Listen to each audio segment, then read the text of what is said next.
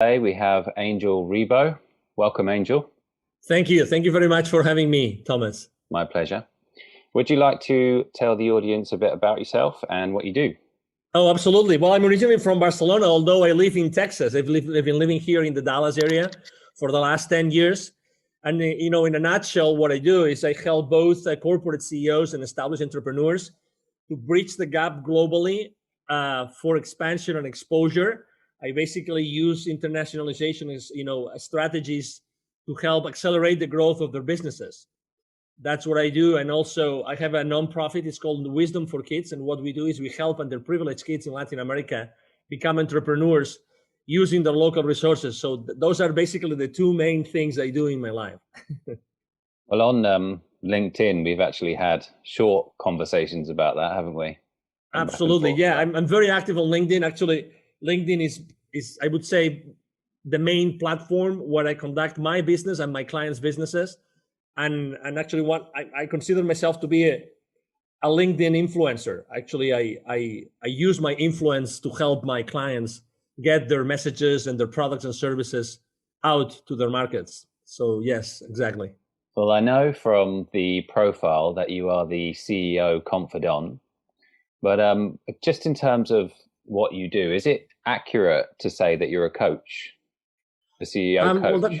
that's a great question. So I started as a consultant, right? So basically, giving my 5 cents, my piece of advice to the CEOs of this world, exactly.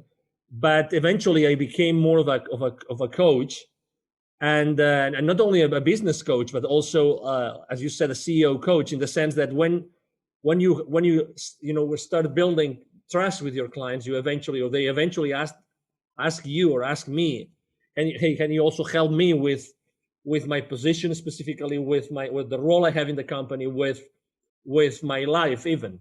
Hmm. Because again, you cannot isolate the different roles that we all play in our lives, right? We're probably friends, we are sons, we're maybe parents, right? We have many different roles in our lives. It's difficult to isolate them, and as soon as this trust is being built with them, yes, to your point, additional ways of helping my clients and business partners arise.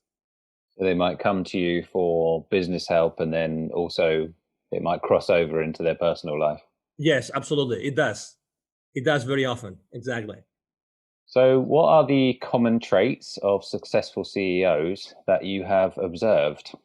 Yeah, number one, and actually that's one of my mantras in my business, which is, I mean, they take action immediately, right? And it doesn't have to be necessarily like perfect action. And that's something I use that's a nugget I use all the time, which is take imperfect action now. Take imperfect action now. And I use that also with my entrepreneurial, clients, customers. Um, and that would be one. So they're less, let's say, I wouldn't say fearless, but they're less fearful of taking action and going to the market and making business decisions and marketing decisions, although they don't have all the information, all the variable, right? So they like to take risk. That would be the second one. They like to take risk because they know that taking risks, they can go to the market and they can actually, in the entrepreneurial world, there's this concept of the minimum viable product, right? So there's this minimum viable characteristics of a particular product or service that when you start sending it, offering it to the market, you get the first feedback, right? Mm. So they are very good at that. They're very good in start talking with their potential future clients and asking them, hey, I am planning to do this. I am planning to offer, this to the market. I'm planning to send this to offer this product or this particular service. What do you think about it? And they're very good in grasping this market intelligence very early on in the life cycle of that particular product or service. You know, so again, taking imperfect action, being open to take risk, and the third one would be they're all very, very, very mindful that the key thing inside the organization, so that they are able to provide their boards with the answers that they're looking for, the shareholder value that they're looking for. They're very mindful that everything relies on their teams. Okay, it's not that everybody does a great job in educating or engaging or keeping their employees accountable. Obviously, every single CEO would like to have a high level of accountability within their employee base. But the reality is that that depends a lot on their leadership style, right? Mm-hmm. It depends a lot on the engagement of the employees. But they are definitely completely mindful that and conscious that their team is everything for them, and every single decision they make as far as growing their team or maybe downsizing it whenever the circumstances make them do that, they are very, very mindful that the talent and everything that they have been developing within their team is the main asset that the company has. So they put a lot of effort in making sure that their own messages, the messages that come from the board, really, really, really go down, not only onto their own leadership team in the company, but to the rest of the employees of the organizations. Those would be my three main traits that I have found throughout my life. The first thing that you mentioned is also something I've heard about billionaires. So they basically looked at common traits among billionaires, and the way they phrased it, which is reminding me of what you said, was they're willing to take action regardless of the certainty of whether it will work or not. So you said it was risk, but I mean, it just makes me think of that because a lot of times we don't know whether something's going to work, but the billionaires or perhaps CEOs in your case, they're willing to take the action anyway. Exactly. And actually this is also a common trait with I work a lot here in Dallas, in the Dallas Fort Worth area with entrepreneurs, with startups, and very, very embedded, let's say, in the startup world. And I work with business incubators, business accelerators.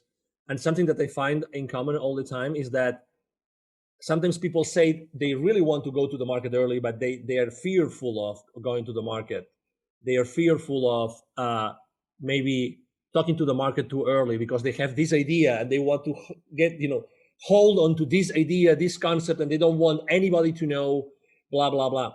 I would say, I always tell them the same thing. I tell them, I'm afraid that you're looking at the world from a scarcity mindset, right? Because, I mean, of course, there's this, super multi-billion dollar, ideas like, Uber or Airbnb or many others, right? I mean, I understand that. But regardless of that, I think that it's very important that very early on, you get these early wins, that they give you the confidence to keep moving, moving forward and doing things. And I like to think of organizations. I sometimes, I have my own frame of reference in my life. I see the life in a very specific, peculiar way. And I think that both people and companies are just energy. That's how I look at the world. They're just energy. So, a company, a startup, it's just a whole, bunch of energy that is being built by one of many different people. But at the end of the day, you want this energy to get into the market, right? You want this energy to touch the market because it's going to be, benefiting the market. It's going to be, bringing additional value to the market in the form of service or product. It doesn't matter. And as Tony Robbins says very well, the amount of wealth that you are able to generate with your business or with your life is totally, proportional to the amount of people that you're able to add value to. So, why being, again, although I know that intellectual property is important, why not going very early on into the market? Just take your chances and start deploying this, start testing it. Proof testing is the number one thing I always advise both my CEOs when they want to launch a new product or the newly established ones when they are starting with a completely new venture.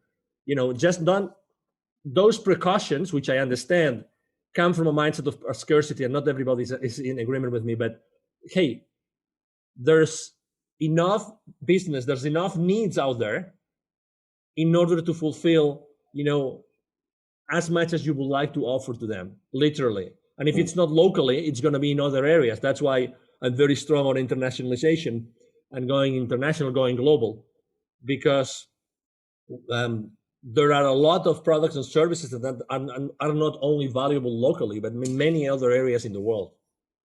Well, yeah, so much so. And tell me if this was not what you were going for, but your phrase about the minimum viable product, so much so that it's actually got its own name now, right? So it's in they call it products being in beta.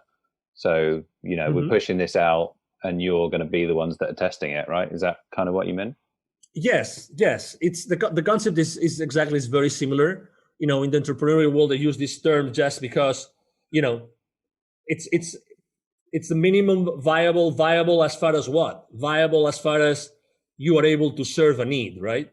So exactly, it's the earliest stages of a product or of a service, which is exactly the concept of a beta, right? So you are telling your clients, I'm launching this. I would like you, if you were so kind, to test it along with me, and you tell me the feedback. You tell me what you think about it, so we can move forward. Exactly. I think that the smartest companies do that. They actually reach out to you and they tell you, would you like to beta test our next product or service? I think it's extremely smart, and allows you to have this early on feedback from what will happen down the road. So because you've worked with so many of them, what are the common mistakes that a lot of CEOs make? If I had to mention only one, the most important one is definitely that they don't care enough about engagement. They don't educate their teams enough so that they don't feel engaged, and they don't engage, And if they don't engage, you cannot keep them accountable. So, is that with staff engagement?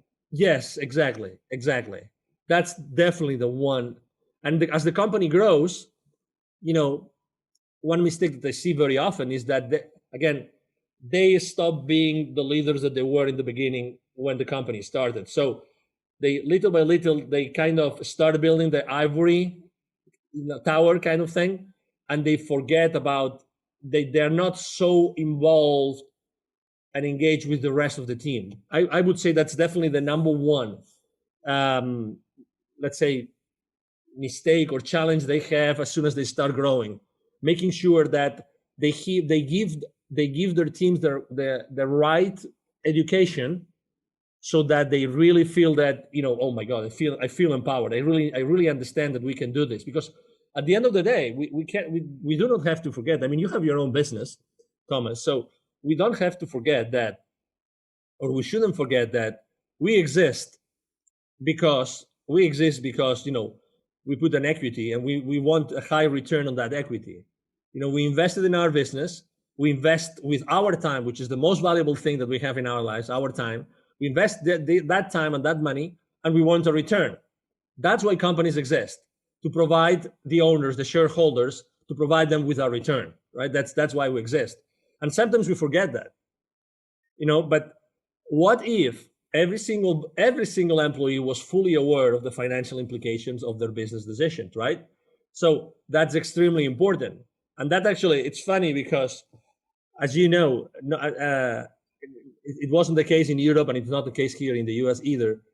We are not educated, from kindergarten up to 12th grade or high school, we're senior high school. We're not educated on financial, acumen. We're not educated on financial literacy. So even if we have worked for large corporations and then we become entrepreneurs ourselves, we have never received the right level of financial literacy, which allows us to be fully mindful of the consequences of what we do. It's kind of up to you, isn't it, if you want to learn about that stuff? Exactly. But it's funny because we are still, both of us were entrepreneurs, right? We still made the decision of going out to the market, offer our services, and risk it. We risk it every day. We risk it every day. We go out there, we have our marketing, we have our podcast and exposure and everything, but still we risk it every single day. So if you take this into larger organizations, the reality is that there is a common elephant in the room, and that goes up to C-level as well, to the CEOs, which is not everybody has received the right level of financial literacy. I mean, I was reading the other day a great book that speaks about very basic business concepts, and uh, only 46% of C-level of business operators really understand the basic financial principles of organizations. Only. So it means that there's this big elephant in the room. Excuse me, I just let me take that back. It's 46% of C-levels are able to understand the main financial principles of the organizations. So it's not that they don't understand it. It's just that they have not been trained to do it. Mm. They have not been educated to understand fully the financial implications of the business decisions that they make every single day. That's why that's definitely the number one challenge. It's the disengagement of the employees for a lack of, or due to a lack of education. Well, coming back to your point of engagement, do you think that's a problem of incentives? So I think there's an issue with staff potentially speaking up where there's an element of risk there for them. Whereas if they don't speak up about let's say a problem or an issue, they're no worse off than they already are right there. Yeah, you're talking about another of the challenges that companies have, which is managing expectations, right? All the time inside an organization, we are always managing expectations, or our bosses or our peers are managing expectations, and we don't talk about it. There's things that we don't talk about it. To what you just said, just explained, we don't talk about it, but we should talk about. We should be working on a company, in an organization that allows everybody to speak up about anything, anything. We should be able to speak about anything inside the corporation. One of them being incentives. Is incentives an important ingredient in the engagement equation? Absolutely, it is, but it's not the only one. And again, think about your career, right? Think about your career since you had your first job until you had your last job, or even if you have a job right now. Would you trade some of your paycheck for having a better job? A better boss, okay, or a better culture? Would you be willing to forfeit part of your check if you were going super excited every single day to your work, to the company that you're working with? And I would probably say yes, 99% of the time. Yeah, I think there's a lot of evidence to suggest that that's the case. Exactly. Because, when you are excited, you love it. I just love to go to that place and meet with that person and work together with that thing, because it's, again, and that's something also that Tony Robbins says very much, which is the quality of our lives is the quality of our emotions, right? And again, unfortunately, we trade in those emotions for money. So is money a good incentive? Yes. And there's people maybe that are more incentivized by money than others, but still, what about culture? What about culture? What about if you were given all the education? Again, going back to education, what if you were given all the education that you need inside the company, that you feel really empowered? You feel really empowered, and you feel that you thrive in that organization. Is that going to impact positively engagement? I do feel so. I do feel so.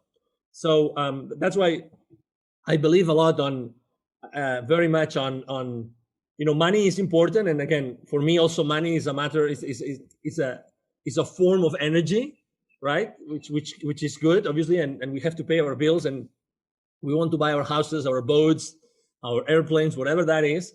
But still, it's the every single day emotion that we go through and experience, human experience with our feelings and emotions, that really counts. And, when you go back home at night, when you explain, how was your day, right? If there's someone at home asking you how your day was, even if it is your dog, right? Your wonderful dog that's looking with his beautiful eyes to you, that he's asking you, I miss you, I miss you, sir, I miss you. How was your day? And you start talking to your dog, I'm sorry to put this comparison here, this metaphor, but I really believe that emotions and feelings make a big difference when you go back home and you reflect about the day that you just had. No, it's the way you want to spend your life, right? So I totally agree with you. Yeah, exactly. So have you got some success stories that you're proud of in helping CEOs? Yeah, there's a lot of stories. I would probably like to explain or to tell the story about a small company, just because I think that there's a lot of entrepreneurs out there. There's a lot of people listening to this podcast, and obviously, I thank every one of them here right now listening to us, because I think that it's a story of consistent, imperfect action being taken and believing in one's products, services, and team. I remember a company that went from literally a few thousands of dollars and having also only 2 employees that I started to work with. I started to support, I started to coach, I started to help them go to the market. I started defining the different, functions of inside the company.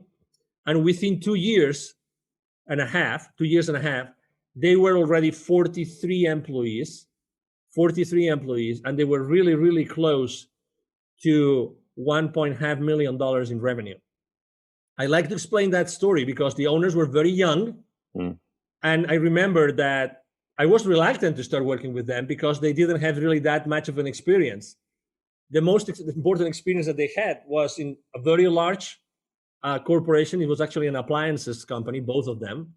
They had different, engineering responsibilities, positions inside that company. But they didn't have management experience. Again, they didn't have management experience, but oh my God, their passion was over the top. You could tell these guys were going to do it. I still remember when they came to see me. I think we met at a restaurant or a coffee shop. I was inside. I saw them when they arrived in their car. They had this very small, tiny car. I mean, I remember that, image as if it was now. But they were with this big smile in their faces, and they really wanted to do that, and they really wanted to work with me. And oh my God, it was a blast. I mean, obviously we are friends today, and we respect each other a lot. But it was their passion. It was there's nothing impossible. We are going to do this, and we are going to do that much better than anybody else. It was this, they didn't care about competition. It doesn't matter if we are the newcomers. It doesn't matter. We are going to do this in a better way and the right way. And we're going to put a lot of innovation in what we do. And we see the world in a different way. And if I had to reflect and also say, besides their passion, what also made them successful, because they didn't have the experience as business owners, right? Mm. Is that they were really good in dealing with people. Their team members loved them. They were a couple. Their team members loved them. They had a very something that I liked a lot. Today we talk about a lot about gender equity. They did a great job. I mean, their industry was high tech, so it's a man dominated industry, but they had a very well balanced. I work a lot in the diversity and inclusion space, and they did a great job bringing female workers and male workers all together for the good of the company. And very, very young, very, very excited employees still today. I mean, I haven't worked with them for the last 10 years now, and 5 years now, but they still remember me, and I will never forget, every time I was going to visit them, the excitement, their team, the way that they were supporting each other and helping each other internally. That was really a great experience. So they went from 2 to 43, did you say? Yeah. Now, for some reason, when I asked the question, I thought that it would be, taking a corporate to bigger numbers or something, but I can completely understand why it would be something, I don't know, more meaningful, a story that's more meaningful to you, taking something which is barely just started to what most people define as successful. Yes, obviously it's important to help a company, for instance, to expand internationally, to build a distribution channel so they start generating millions of dollars within a couple of years, 3 years, and you have a big budget to spend to do that as well.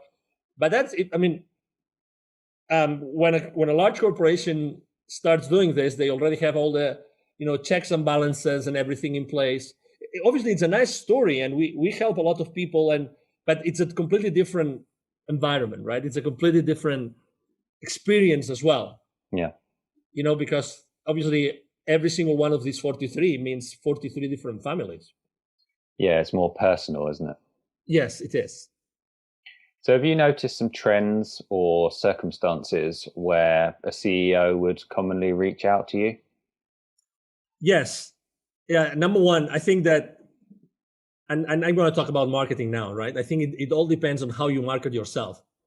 And obviously, I mean, thank you for this opportunity today, because at the end of the day, every time that I expose myself, I'm reaching out to the world, and the world is listening to me, right? So what kind of CEOs, you ask me, what would make them reach out to me? I would say, what makes them be attracted to me? Okay, that's the question I'm going to answer. It's the smile, isn't it? Well, obviously, I mean, it's the attitude. It's the attitude. If you've read that book from this guy that was so many years in the concentration camps in Germany, Viktor Frankl, In Search of Meaning, if you've read that book, he would say that regardless of where you are in the world, even if you are for 5 years, 10 years in a concentration camp, it's your attitude which is going to keep you alive. So it's the same thing. So I think that number one, obviously, people reach out to me because they have something that they want to do, or they have something that they want to get rid of, and they are looking for help.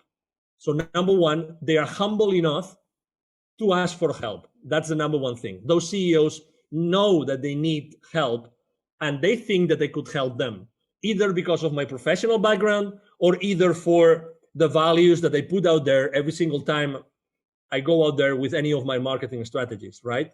You probably have seen that exactly. I'm very active on LinkedIn. I post every single day. I make a mix of my clients' content, my content, very personal things. I actually talk very personal very often. Last year I talked a lot about building bridges and these kind of things, right? I like the comedy. Yeah, exactly. And I like to connect. Like at an emotional level, right? And at a very human level. So I stand for humility. I stand for probably acceptance. I stand for gratitude. I think that those three principles, at the end of the day, if you consistently get out to the world and expose yourself with a specific verbiage and attitude, eventually the world comes back to you because of that, because they value those principles, or they value that what you do every single day. There's this, you're a marketing expert, so then when someone starts talking about, okay, so I'm going to serve that community, and that's going to be my persona or my avatar, and very often we make a big mistake, which is we're trying to have this avatar so wide so we can attract everybody, and it's the other way around. It takes a while to entrepreneurs to understand this, that the more specific you are about how you position yourself and how you are yourself reaching out to the world, the higher the chances that you're attracting the CEOs or the business owners or the entrepreneurs or the startup, leaders that you want, that they need your services, that you want to attract to your practice. If you're marketing to everyone, then you're marketing to no one. That's exactly the quote that I use for that one. So would you say that it's about they're looking to achieve something, and they're not 100% sure on what it is that they want to achieve, but they see you as the person who can help them get there, basically? That's a possibility. I would say that sometimes they know that they need help, but sometimes they're not able to put it into words perfectly, and it would surprise you from a high level executive, right? But at the end of the day, it's they're humans. They're human beings, and you don't know the circumstances that made that person become the CEO of that organization. You have no idea, right? I mean, you just guess, right? You go to Facebook, you go to LinkedIn, you look at their profiles, right? And you just guess what they went through in their lives, but that has nothing to see. I think that anything holds on paper. Anything. You can justify anything just because of a piece of paper, right? But what is the reality behind that? What is the real concern? What are the emotions? What are the feelings, right? What is the thought process of a person? You have no idea until you start talking to them. That's why I'm saying they might want something, but they don't really know what they need. I'm going to repeat this. They might want something, but not necessarily know what they need, right? So that's why, in the beginning, in the initial conversations with our, potential clients, that's what we do. We try to make sure that maybe what they think that they want, you can provide them because you have been able to understand what they need, right? So they have a sense of fulfillment when you provide them with what they want. Does it make sense, Thomas? Profound. Yeah, it is profound. Yeah, but it is. Yeah, I mean, we are complex. We are complex people. I mean, individually, we are, we are the sons and daughters of all the circumstances that we have lived in our lives. Well, the other thing that your answer made me think of is when you get to CEO level, it's perceived by everyone else that that person's super successful and everything they do just kind of works. But in reality, it's a lot more messy than that. Oh, absolutely, exactly. It's I when I lived in the UK, I learned a term that I have used since, which is orderly disorder. Orderly disorder. Okay, so we would think that CEOs, besides being successful, besides having a nice paycheck, right? Besides all of that, they have a very ordered life. Or maybe they have an orderly disorder life. I would say they don't even get there, to be honest, because most of the time they have had to sacrifice some aspects in their life, some of the roles, in order to be so successful. Okay, so again, we're going back to the same place. It's like when you are a CEO and you go to meet your board, the shareholders, right, the investors, it's like when if you're ever being called, Thomas, to the principal's office, it's kind of the same thing.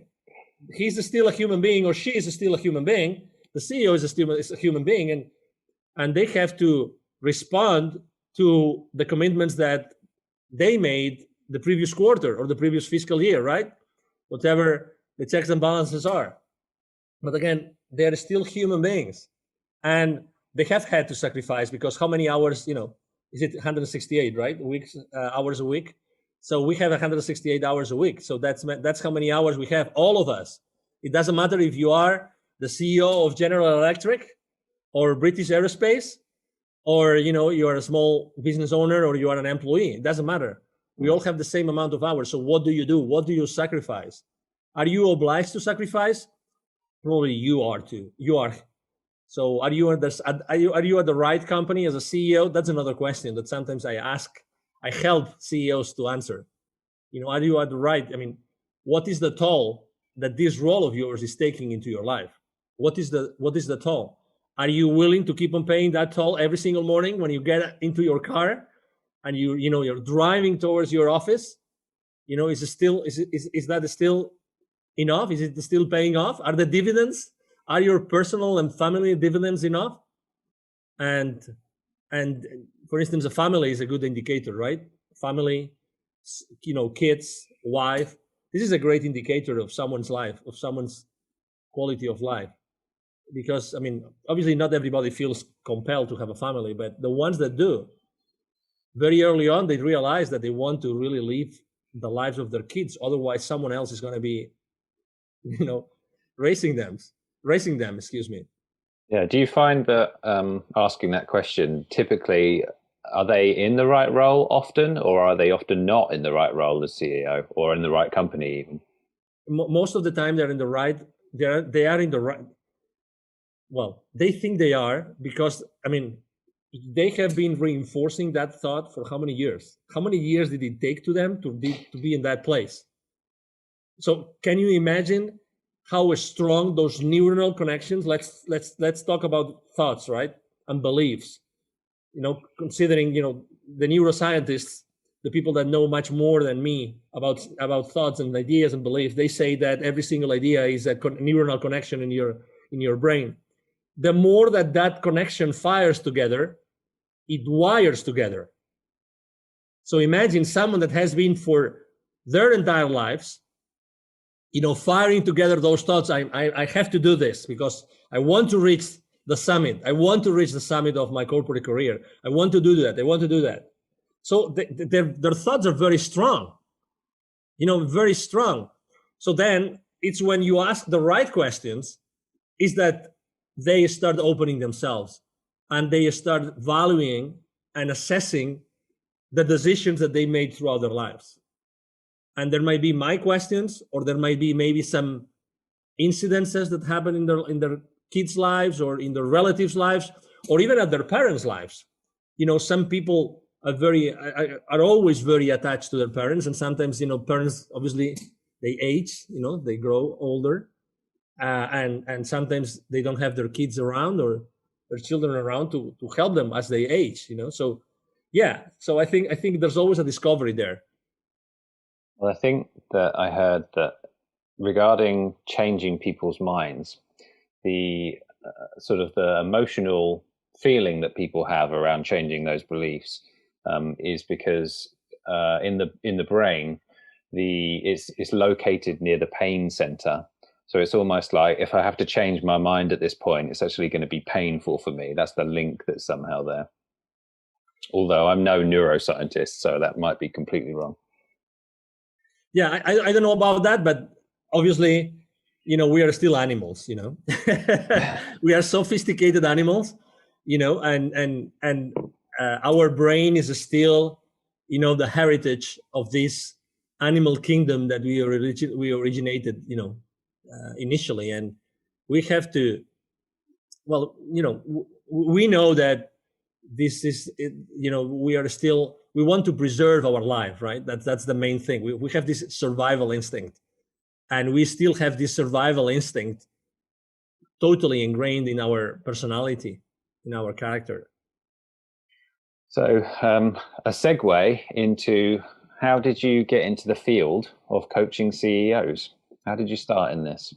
Yeah, so basically, when I started my career in the 90s, actually it was in the moment in which I moved out of Barcelona and I started my work in the UK, that I started to make a lot of phone calls. So my position was an inside sales position at that time, and it was caring about corporate accounts in many different countries in Europe.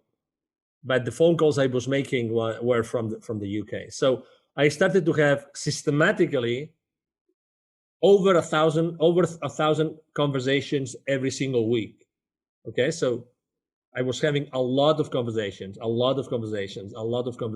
We were really a machine. You would say they would be very brief. I mean, not necessarily. I would have like long conversations and very short conversations. But when you start talking to people, and most importantly, listening to people, you realize that we don't have different problems as human beings. We all have a lot of the same problem. And it's fear for one reason, for another. We feel uncomfortable, we feel unease, whatever that is. And that relates to our company, it relates to a business, it relates to our employees, it relates to our finances. But at the end of the day, we all have the same thing, which is we are fearful for something. There's something that we would like to feel more comfortable about, right? And that's, so when you do something systematically, and when you do something over and over and over and over again, you start seeing, commonalities. You start saying that, oh my God, maybe there's something here that I'm realizing. I'm realizing that if I listen properly and if I ask questions, I'm realizing that I'm giving these people with the right level of, trust, or with the right level of, not trust, confidence, excuse me. We use the same word in Spanish.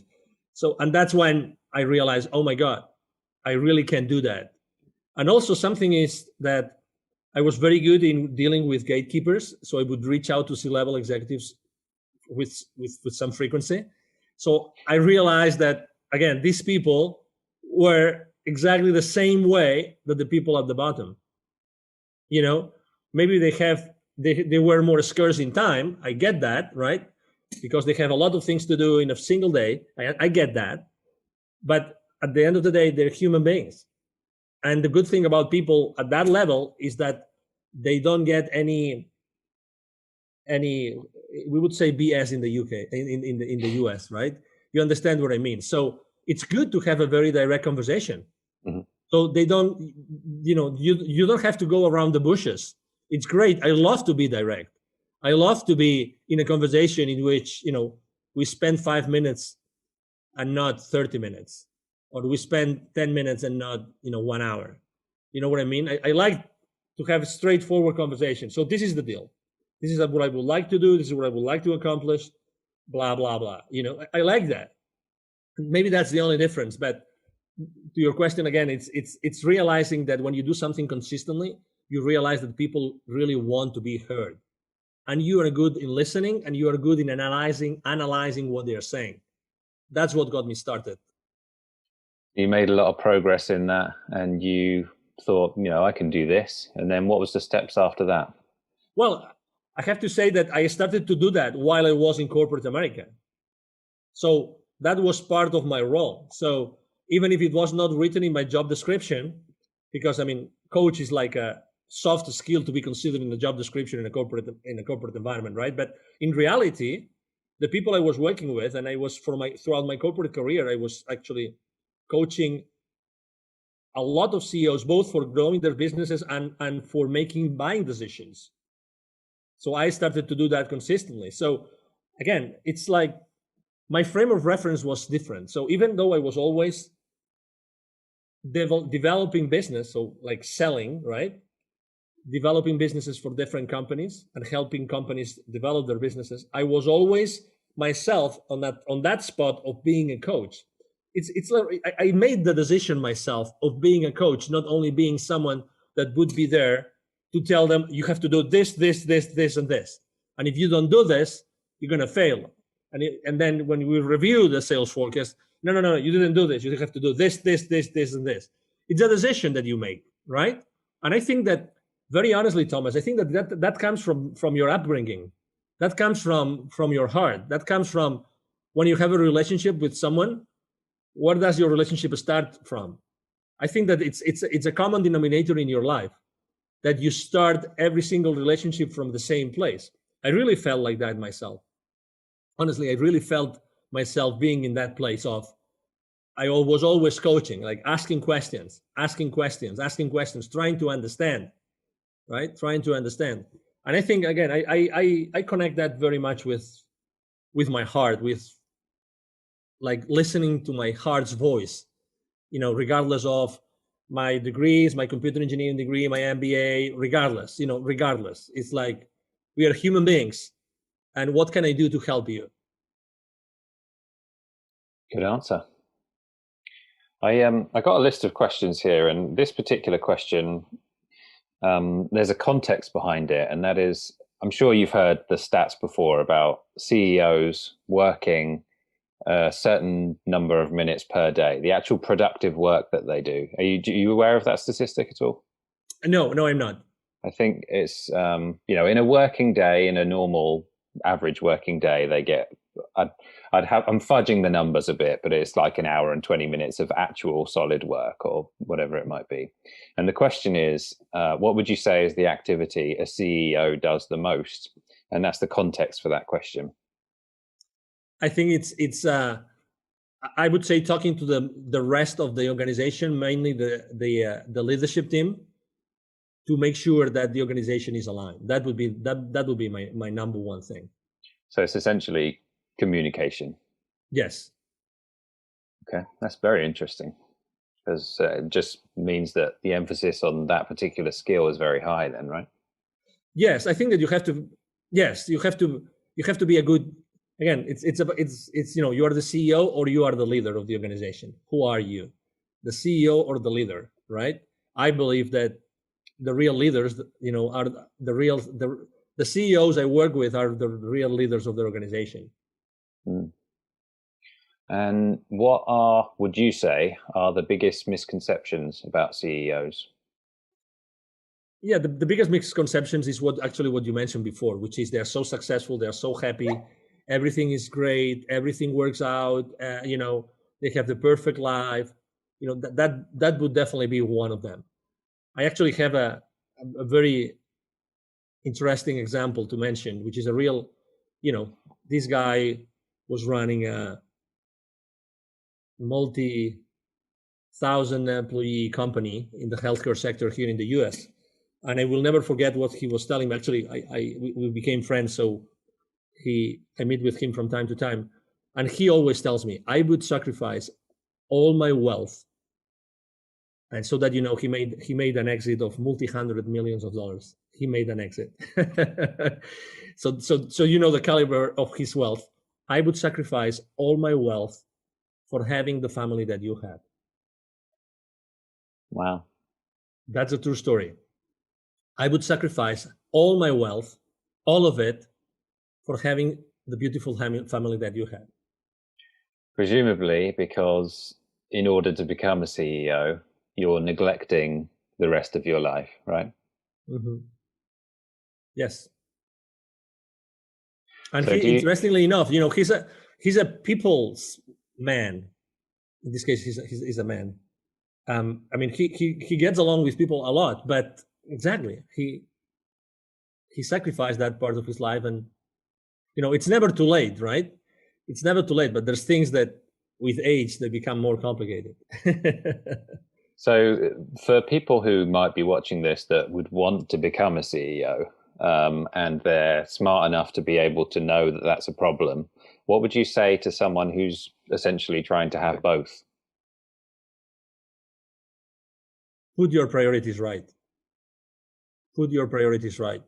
I think that you can achieve both, but you have to put your priorities right since the very beginning, and make the different roles in your life support each other. Sometimes we believe that we can only be one thing or another. How can one thing help me be the other, right? So how can you involve, maybe, I mean, there's CEOs that bring their families to their companies. I mean, I don't mean like employees, but maybe they bring them to just to show them things that can help them. They bring their kids because they want their kids to be inspired. So and some others try to keep both worlds very separated, very different, right? Very, one aside from the other, one apart from the other. But I would say that get your priorities right very early on in your career, and number two, and make sure that you always think of your life as a pyramid, that every single stone supports each other. Okay, it's not like every single stone in that pyramid supports each other, and then when you start growing, I think that one of the things that we unfortunately don't do well in life, and that's due to the education that we receive, is that we don't ask enough. We don't ask enough, and I think that's a common denominator inside in the corporate world too, is that we don't set the right expectations, or we don't ask enough, or we don't ask enough questions to the right people expressing what we can do and what we want to do for that organization. Okay, I've seen people progressing inside their organizations and becoming the CEOs, and those were people that were obviously, they were very passionate, they were very clear, they were very focused, but at the same time they were asking the questions, and they were asking that they wanted to do some things. We tend to be, in general, asking questions aloud and to be exposed is not properly valued, socially speaking. It's identified as you don't fit in because you ask that uncomfortable question. I think that we all should. If I started my life again, all right, if I started my life again, I would probably ask more questions and continuously ask questions and ask to receive. And there's a universal law here, which is the law of reciprocity. I think that we don't receive enough because we don't ask enough. I think there's probably also an issue there with, I think that human beings feel like they're more transparent than they are. And I don't know if that's a psychology issue from when you're, when you're brought raised, and you think your parents seem to know a lot, and you think that everyone else seems to know what you want, but in reality, people know very little about what you want, right? Well, let me tell you a very simple example. You're going with your parents to see some relatives or some friends, and what's the first thing that your parents are going to tell you? Most likely, don't ask for anything unless you're being offered, because it will be considered as rude, right? And I used to think like this before. I mean, I remember my mom telling me, please make sure that you behave, make sure that you don't do this, you don't do that, you don't do that. How many don'ts compared to the do's would your parents tell you when you would visit some relatives? So there's this sense of fitting in that I think is too strong in the world today, and that makes us not ask in order to receive, to be very honest. So, would you ever coach someone to go from an existing lower job to becoming CEO, or have you ever done that?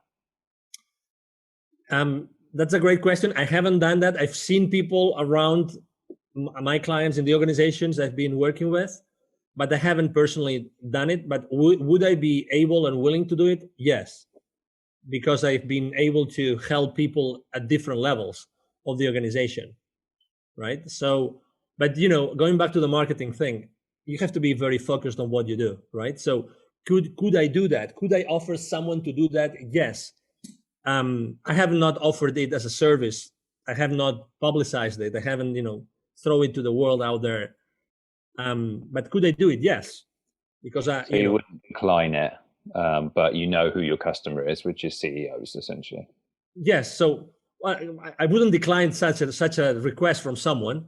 If someone asked me to do it, I wouldn't say no. I would say yes, because also I believe that you have to always. I mean, even myself. I mean, I put myself out of my comfort zone every single day because not because I like to feel uncomfortable, but because I just like to test myself. It's like a podcast interview. Actually, you don't know what the host is going to ask you. Even if they provide you with a list of questions, it doesn't matter. Still, there can be a lot of different questions which are going to be asked, and maybe you are not comfortable answering. Honestly, I believe that every single podcast interview I'm giving, it's a growth opportunity for me. Totally. Well, they can. I mean, questions in general can get you thinking about stuff that you hadn't otherwise thought of before, right? Yeah, exactly. So I know you mentioned Tony Robbins. Who are your mentors? Yes, so I haven't really had mentors in my life, like mentors, one-on-one mentors, but I have had like generic mentors as Tony Robbins.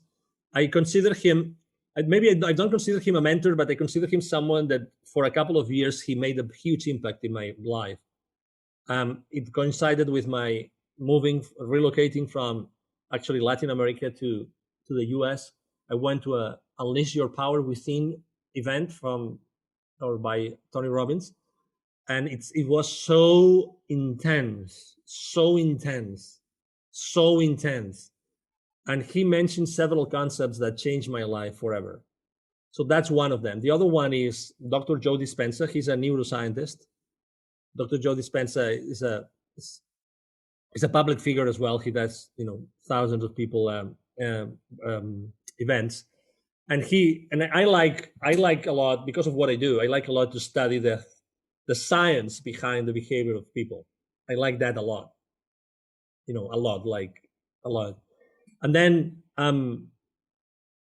I consider myself very spiritual in the sense that I'm always looking for additional answers to what's going on in the world, what's going on in my life, what's going on in the universe, these kind of things, And when you are trying to find those answers, so there's a whole bunch of people, I have a list of affirmations that I use every single day. I try to sing and I try to dance, those are my mentors because I'm a very high energy guy.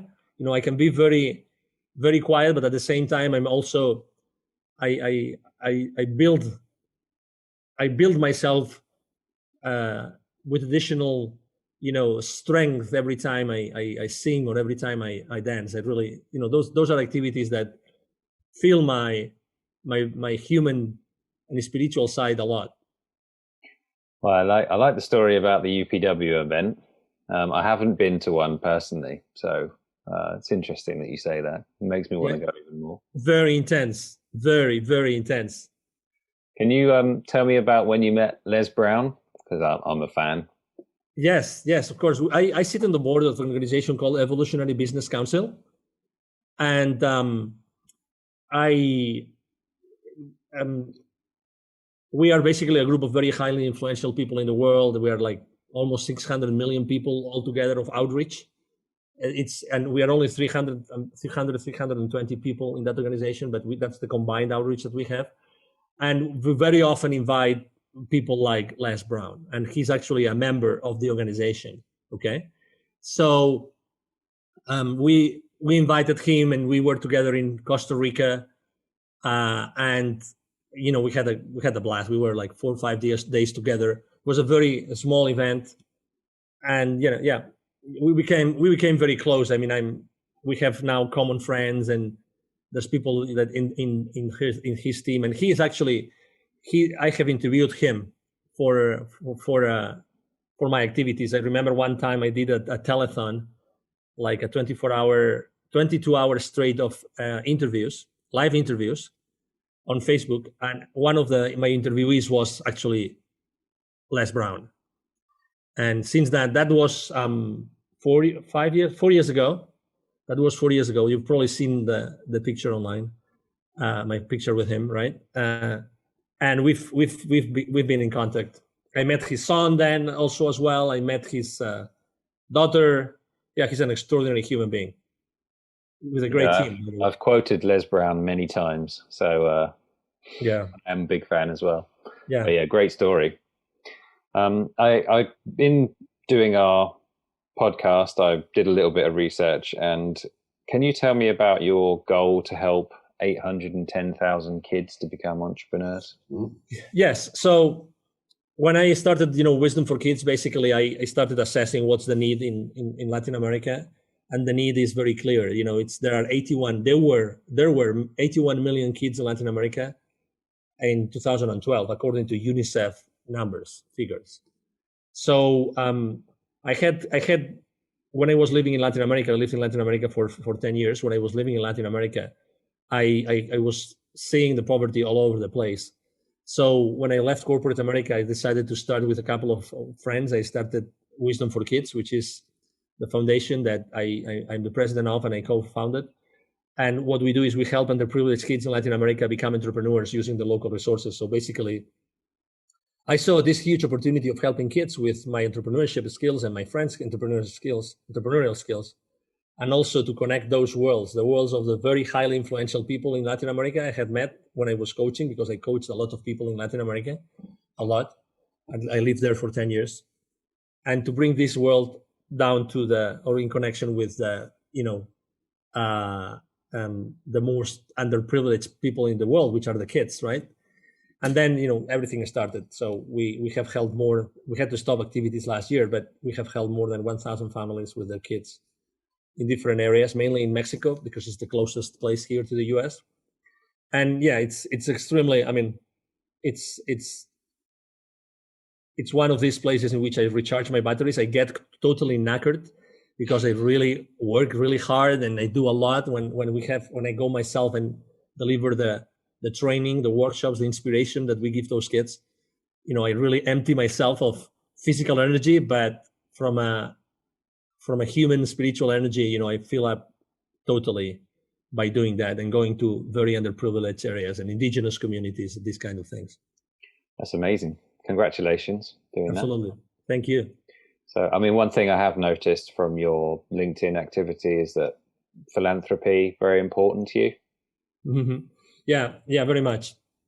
Because I have been volunteer for local hospices here. I always think that we can do so much more with our time. It's like getting your priorities right. I really think that, as opposed to be And I do that a lot because of my business, but as opposed to be on social media or on TV, you can do so much more to make this world a better place, this world a better place. So yeah, I have helped a lot of people. I have helped a lot of companies. I've been pro bono with a lot of organizations. I've sat on the board of organizations for free. Yeah, I mean, I think that the world, there's a lot of differences. There's a lot of, inequities. Let's put it this way. And some of us, and you are definitely one of them with your podcast, we want to help. We want to be inspiring the world every single day, so. Well, thank you very much for all the value you've given on the interview. And Absolutely. Can you tell the audience where the best place for people to find you is? Absolutely. Yes. As you mentioned before, my brand is the CEO Confidant, the CEO Confidant. And my name is Angel Ribo. So the easiest way is to go to LinkedIn because I'm very active. I answer all the messages there. And then my email is very simple. It's Angel, ANGEL, at Angel Ribo. Ribo spelled as RIB as in boy O, Angel at angelribo.com. That's my email address. That's the easiest way to reach out to me. And Thomas, I wanted to say thank you very much for you allowing me to be here to speak to your audience and for having such a great conversation with you today. It's absolutely my pleasure. And I will speak to you soon, all right? Thank you. Thank you very much. Bye-bye. Bye-bye.